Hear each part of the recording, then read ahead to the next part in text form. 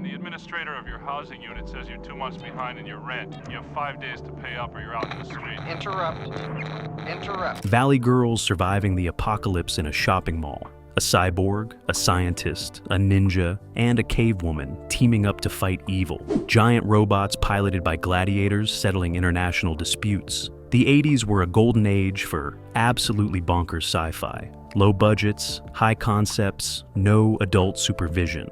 Studios throwing money at anything. And these 15 films are the wildest, weirdest, most forgotten sci-fi movies of the decade. Movie 1, The Adventures of Buckaroo Banzai. Across the Eighth Dimension, 1984.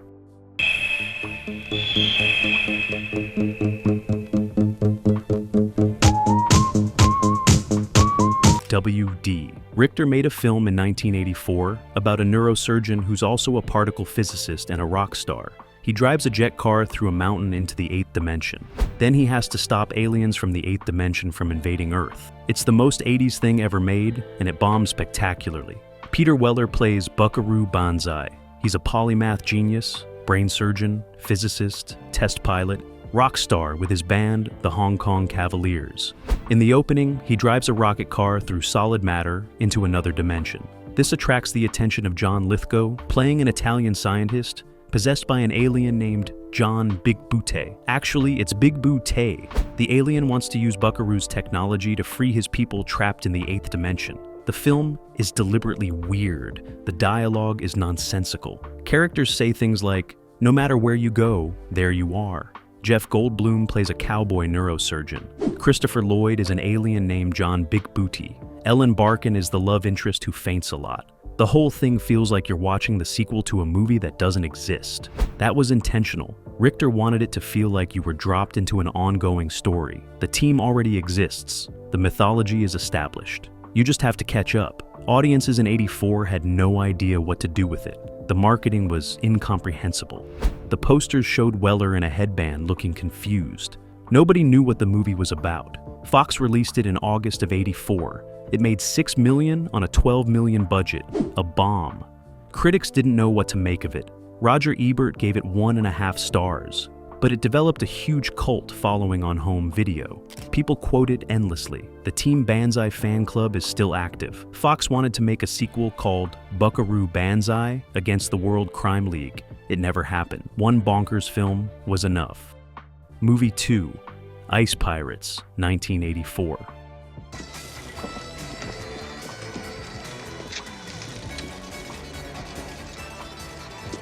Stuart Raffle made a sci-fi comedy about space pirates stealing water in a future where water is the most valuable substance in the galaxy. Ice Pirates has everything. Space battles, robot castration, time warps, herpes jokes, and it's completely forgotten. Robert Urich plays Jason, a space pirate whose crew steals ice from planets and sells it. Water is scarce. The galaxy is a desert. The evil Templars control the remaining ice. Jason and his crew hijack ice shipments. Then they kidnap a princess played by Mary Crosby. She wants to find her father, who went searching for a mythical planet with liquid water. They go on a quest. Things get weird. The film can't decide if it's comedy or adventure. The tone is all over the place. There's a robot castration scene that's played for laughs. A sequence where the crew rapidly ages while trapped in a time warp. Space herpes as a plot point. Angelica Houston shows up as a pirate queen for no reason. Ron Perlman is one of the crew before anyone knew who he was. The effects are cheap but earnest, model ships, painted backdrops, practical robots. It looks like a Saturday morning cartoon with a budget, which is kinda charming in retrospect. But in '84 it just looked cheap compared to Return of the Jedi. MGM released it in March of '84 with no confidence. They dumped it into theaters with minimal marketing. Critics destroyed it. Variety called it juvenile. Roger Ebert gave it 1 star. At the box office, it made $14 million on $9 million budget. Technically profitable, but considered a disappointment. The film disappeared immediately. Shown on cable occasionally. Available on bargain bin DVDs, but mostly forgotten. A weird relic of 80s sci-fi when studios would greenlight anything. Space pirates stealing ice, only in the 80s. Movie 3, Cherry 2000, 1987. Right, so we'll say a dinner, complete sexual encounter, optional episode in the morning, right? I gotta run this past my own lawyer. Pleasure is strict. Steve DeJarnat made a post-apocalyptic film about a man whose robot wife breaks down, so he hires a tracker to help him cross the wasteland to find replacement parts. Cherry 2000 is about robot SX dolls, and it's somehow PG-13. David Andrews plays Sam Treadwell. He lives in 2017. Society has collapsed. Dating is so complicated that people prefer robot companions. Sam has a Cherry 2000 model robot wife. She breaks during sex when water gets in her circuits. He has her personality disc, but needs a new body. The only Cherry 2000 bodies are in Zone 7, a lawless wasteland. He hires a tracker played by Melanie Griffith to guide him. Zone 7 is ruled by a psychotic warlord played by Tim Thomerson. They have car chases, shootouts. Along the way, Sam realizes he's falling for the tracker. By the end, he has to choose between his perfect robot wife and a real complicated human woman. It's trying to be deep. The film was shot in 1985, but sat on the shelf for 2 years. Orion didn't know how to market it. Is it action? Is it romance? Is it satire about relationships?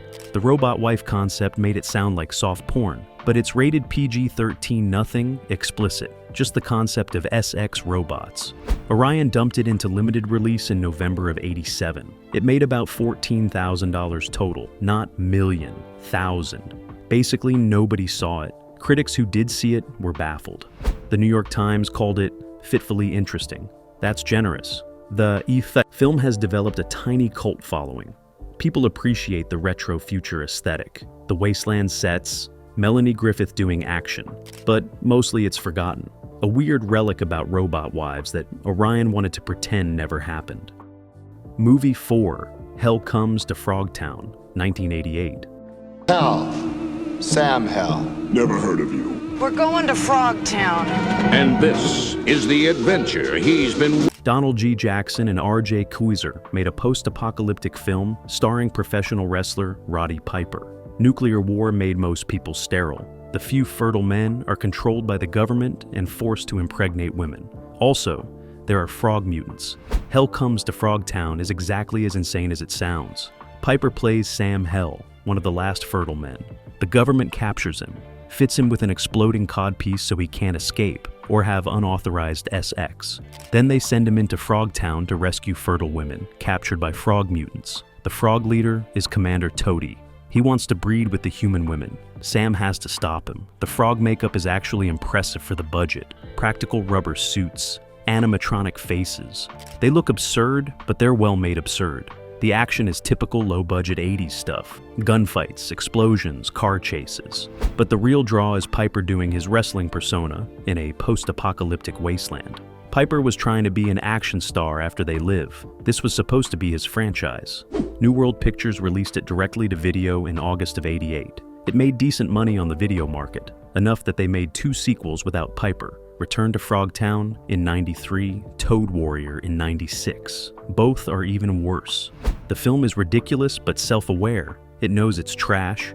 Piper plays it straight, which makes it funnier. The exploding codpiece is a running gag. The frog mutants are threatening and silly at the same time. It's the kind of movie you watch at 3 a.m. and wonder if you imagined it.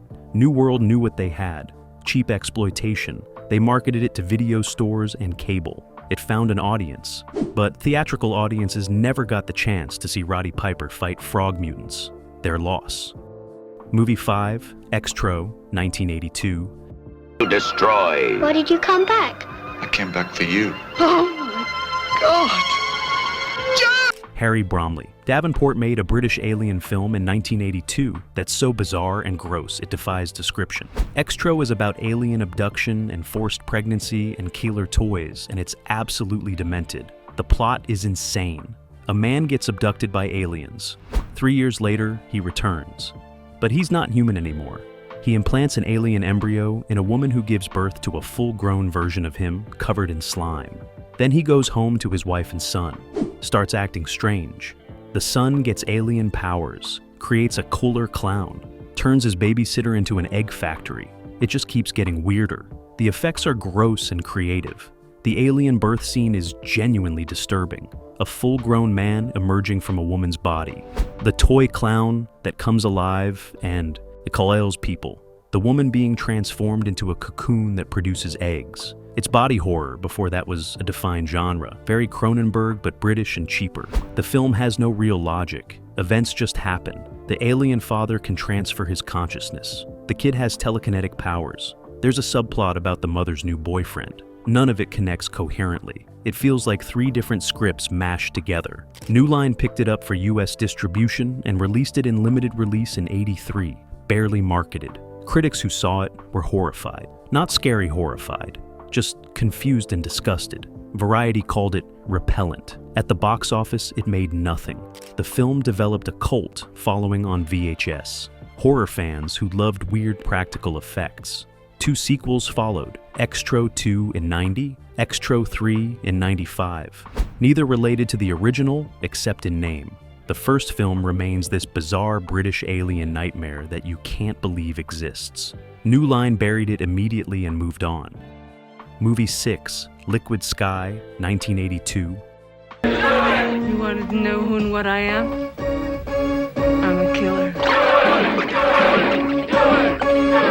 Slava Zuckerman made an avant-garde sci-fi film about tiny aliens landing on a punk's rooftop in New York.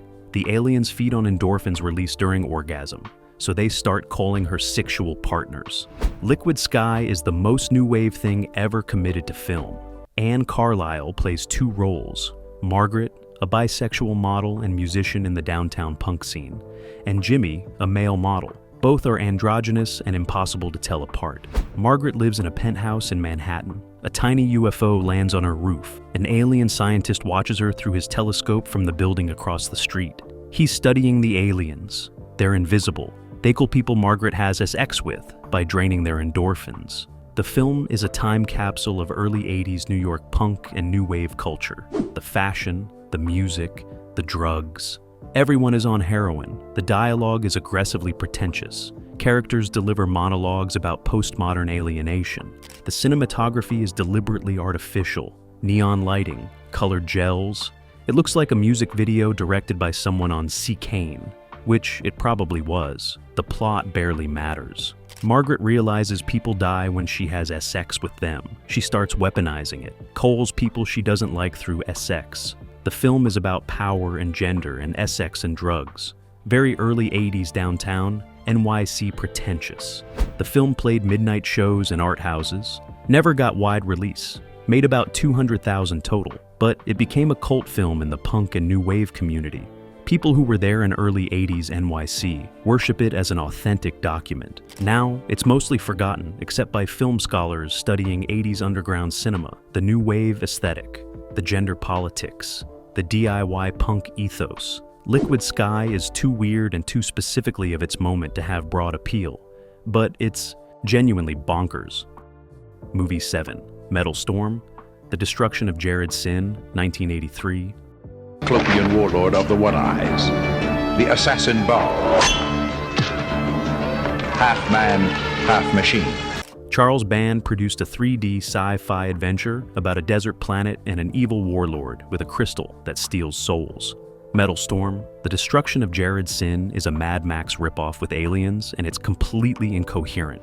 Jeffrey Byron plays a ranger pursuing Jared Sin, an evil cult leader played by Mike Preston. Sin has a crystal mask that lets him steal people's life force.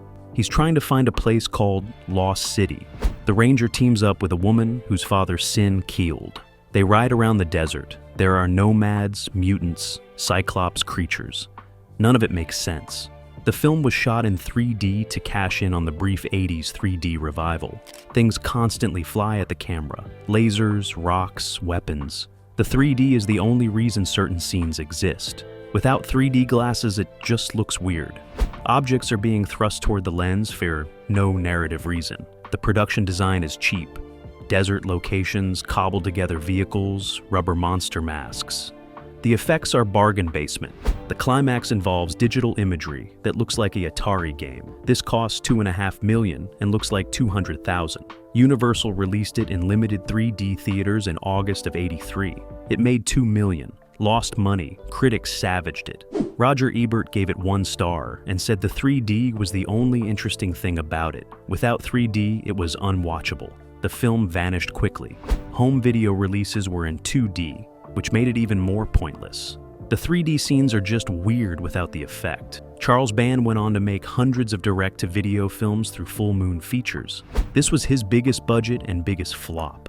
Universal wanted nothing more to do with him after this disaster. Movie 8, Spacehunter, Adventures in the Forbidden Zone, 1983. Oh, and the administrator of your housing unit says you're 2 months behind in your rent. You have 5 days to pay up or you're out in the street. Interrupt. Lamont Johnson made a 3D space adventure with Peter Strauss and a teenage Molly Ringwald. Spacehunter is about a salvage pilot rescuing women from a plague planet ruled by a cyborg warlord. It's trying to be Star Wars meets Mad Max and fails at both. Strauss plays Wolf, a salvage pilot who answers a distress call from 3 women stranded on a plague planet. He goes to rescue them for the reward money. The planet is ruled by Overdog, a cyborg played by Michael Ironside. Overdog runs gladiator games. Wolf teams up with a teenage scavenger played by Ringwald. They have to cross the wasteland to Overdog's fortress. The film was shot in 3D during the 80s 3D boom. Objects constantly flying at the camera, debris, weapons, the Steadicam shots through corridors designed to show off depth. Without 3D, it's just awkward staging. Ringwald was 15 during filming.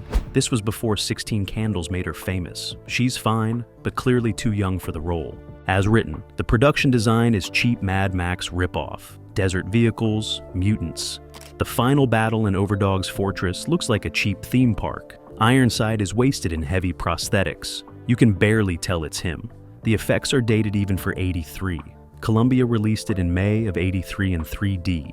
It made $16 million on a $14 million budget. Barely broke even. Critics destroyed it. Variety called it lifeless. Roger Ebert gave it 1.5 stars. He said Ringwald was the only good thing in it. The film vanished after the theatrical run. Home video in 2D. Occasional cable airings. Ringwald became huge a year later and refused to talk about it. Columbia was happy to forget they made it. Just another failed 3D sci-fi adventure in a year full of them. Movie 9, Trancers, 1984, Zero Mutiny, Hero.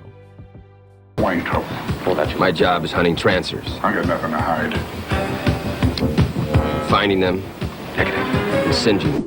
Charles Band made a low-budget time travel film about a cop from the future hunting zombie, like people called Trancers. Tim Thomerson plays Jack Death, a detective in 23rd century Los Angeles. His nemesis Martin Whistler has escaped to 1985. Jack follows him back in time to stop him. The premise is pure B-movie gold. Trancers are people hypnotized by Whistler into becoming mindless callers. Jack can spot them because their eyes change. He has to find and stop Whistler before he calls the ancestors of the city council, changing the future. Jack possesses his own ancestor's body, a journalist played by Tim Thomerson in bad 80s hair and clothes. The film has no budget but tons of charm. Thomerson plays Jack Death like a noir detective in a sci-fi story. Hard-boiled dialogue, chain-smoking, cynical about everything. Helen Hunt plays his girlfriend in the past. This was before her career took off. She's great. The chemistry works. The time travel logic makes no sense. There's a watch that lets you slow down time for seconds at a time. How that helps anything is never explained. The action scenes are cheap but energetic. Car chases, shootouts. The Trancers' makeup is just pale faces and dark eyes. Minimal but effective. Empire Pictures released it in March of '85. It made nothing theatrically. But on video, it became a cult hit. Big enough that Band made 5 sequels, Trancers 2 through 7 between '91 and 2002. Diminishing returns on each one, but the original spawned a franchise. The film is pure 80s video store fodder. Cheap. Weird concept.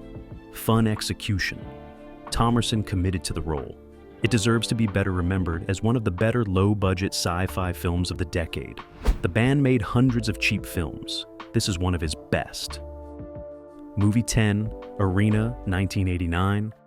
Human, you battle in the arena. Now where is the challenger? Where humans have lost. You ever thought about the arena, Steve? Peter Manoogian made a film about a human boxer fighting aliens in a space station arena. It's Rocky in space, but with cheap rubber alien suits. Arena has ambition and no budget to achieve it. The film is set on a space station where different alien species gather. There's an arena where they fight. Boxing, but intergalactic. No human has won in 50 years. Claudia Christian plays the trainer who recruits a human short-order cook, played by Paul Satterfield, to compete. He fights his way through alien opponents to face the champion. The aliens are all practical rubber suits, some impressive, some looking like someone stapled a mask to a wetsuit. The arena fights are boxing matches with aliens. It's absurd but played completely straight. The fights are choreographed like actual boxing matches. The announcers treat it seriously. It's almost charming how earnest it is. The budget was tiny. The space station is obvious sets. The matte paintings are rough. The miniature effects are visible miniatures. But the puppeteering and animatronics are solid. The alien crowd reactions. The different alien designs. Real effort went into creating a diverse alien population within budget limitations. The film has heart. It's following the Rocky formula beat for beat. Underdog fighter, tough trainer, training montage, big fight, the climax where the human proves himself. It's all there just with aliens. The cast is committed. Christian would go on to Babylon 5. Satterfield disappeared after this. Empire Pictures released it directly to video in '89. It made decent money on the video market. Charles Band produced it as part of his Sci-Fi output. Critics ignored it because it was direct to video, but video store kids rented it constantly. Arena is goofy but earnest. A human boxing aliens in space. Only in the 80s would this concept get greenlit and made. Movie 11, Space Mutiny, 1988. Still, he's not nearly as creepy as most meter readers. David Winters and Neil Sundstrom made a film about a rebellion on a Generation ship. Space Mutiny is legendarily bad. It became famous when Mystery Science Theater 3000 riffed it in '97. Without MST3K, it would be completely forgotten. Reb Brown plays Dave Ryder, a space pilot who joins the Southern Sun Generation ship. The ship has been flying for generations, looking for a new world. Calgan, the security chief, wants to hijack the ship and sell the passengers as slaves. Dave and the captain's daughter have to stop him. That's the plot. The execution is where things go wrong. The film was shot in South Africa on no budget. They used stock footage from Battlestar Galactica for space scenes. The ship's interiors are clearly those of an industrial facility. You can see railings with warning signs. The action scenes are hilarious. Reb Brown doing flips and stunts that would be impressive if the camera didn't show how fake they are. The acting is atrocious across the board. The continuity is non-existent. A character dies and appears in the background of later scenes. The enforcers ride around the ship on industrial floor buffers painted to look futuristic. It's the cheapest looking space film ever made. The synthesizer. Score sounds like demo presets. The film went directly to video in '88. Nobody noticed it. Then MST3K found it, and it became legendary for being terrible. The riffing introduced a whole new generation to its awfulness. Lines like "Big McLarge Huge," mocking Reb Brown's ridiculous space name, became memes. Without MST3K, Space Mutiny would be lost. A cheap South African sci-fi film nobody saw. Instead, it's one of the most famous bad movies of the 80s. Not because it's good, because it's spectacularly, hilariously terrible. And the 80s produced dozens of films just like it that are actually forgotten. Movie 12, TerrorVision, 1986.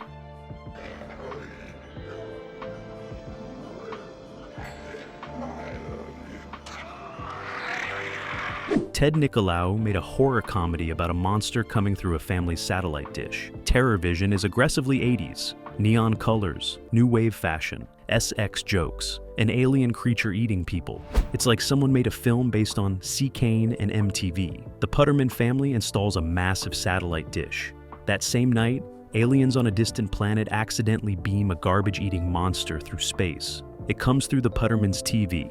The monster eats people. The family thinks it's a prank or hallucination. By the time they realize it's real, multiple people are dead. The family is 80s stereotypes, the swingers' parents constantly trying to sleep with other couples, the grandfather who's a survivalist living in the fallout shelter, the punk daughter, the metal head son, the babysitter who's obsessed with horror movies. Everyone is a cartoon character cranked to 11. The monster is a practical puppet, all tentacles and mouths. It's goofy looking, but the puppeteering is solid. The creature effects are the film's strength. Everything else is garish production design and over-the-top performances. Garrett Graham and Mary Woronov as the parents are especially unhinged. Empire Pictures released it in February of '86, directly to video in most markets, limited theatrical in some cities. Critics ignored it. Horror fans found it on video and either loved it for being weird or hated it for being stupid. No middle ground. The film is quintessentially 80s. The colors, the fashion, the synthesizer score, the humor, the practical creature effects. It's a time capsule of mid-80s excess. Charles Band produced it as part of Empire Pictures' massive horror and sci-fi output. TerrorVision is mostly forgotten now, occasionally screening at cult movie nights. But for a brief moment in '86, video stores had this insane neon monster movie on their shelves, and confused 80s kids rented it, wondering what they just watched. Movie 13, Night of the Comet, 1984. The refreshments are right over there. Thank you. I don't want those weirdos cutting up the seats, you understand? Tom Eberhardt made a film about valley girls surviving the apocalypse. Night of the Comet is a comet passing Earth that turns everyone who watched it into dust or zombies. Two sisters survive because they were inside. Steel structures. Then they go shopping at the mall.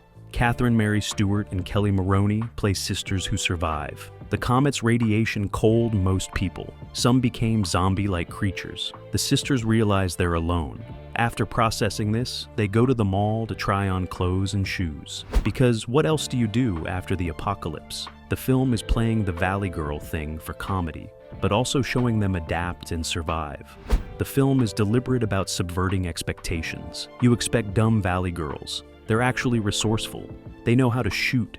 They figure out survival quickly. The comedy comes from the clash between their personalities and the situation. Shopping during the apocalypse, worrying about makeup when humanity is ending. Robert Beltran shows up as a surviving truck driver. Together, they discover scientists trying to develop a cure. The scientists want to use the survivors as test subjects. The film becomes a survival action movie. The zombie creatures attack. The scientists turn evil. It's low budget but well executed. Atlantic Releasing put it out in November of '84 in limited release. It made $14 million on $700,000 budget. Actually profitable. Critics liked it. Roger Ebert gave it 3 stars, but it never got a wide release. Played mainly on the coasts. The rest of the country saw it on video. The film has a devoted cult following. People appreciate the female-centered survival story, the humor, the practical effects. But it's largely forgotten in the broader culture. Just another 80s sci-fi comedy that came and went. Eberhardt never made another film this good. And Night of the Comet sits as this weird little gem that deserved better. Movie 14, Eliminators, 1986. Since before recorded time, it had swung through the universe in an elliptical orbit so large that it... Peter Manoogian made a film with everything. A cyborg, a scientist, a ninja, a riverboat captain, a cave woman, time travel, ancient Rome, color robots. Eliminators throw every concept at the wall, and somehow they all stick together into barely coherent entertainment. Andrew Prine plays an evil scientist building a time machine. He creates a cyborg called the Mandroid, then tries to cool him when the project is done. The Mandroid escapes, teams up with a scientist played by Denise Crosby. They recruit a riverboat captain. Then they pick up a ninja for some reason. Together, they go to stop the evil scientist from changing history. The film keeps adding elements. The Mandroid is part man, part robot, part tank. He has a detachable lower body that's treads. In one scene, they add flotation devices so he can cross water. The ninja does ninja stuff. The riverboat captain provides comic relief. The scientist is the brains. It's the A-team but incoherent. The climax involves time travel to ancient Rome. The evil scientist is trying to conquer Rome with robot soldiers. The team has to stop him. There are gladiator fights, Roman soldiers, anachronistic robots. It's absolute chaos. The budget couldn't afford any of this, but they tried anyway.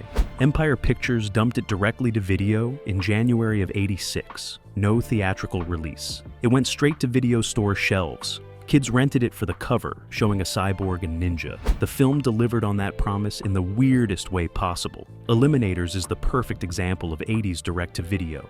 Sci-fi.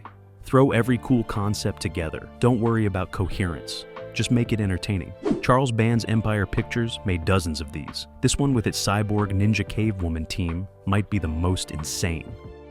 Movie 15, Robot. Jocks, 1989.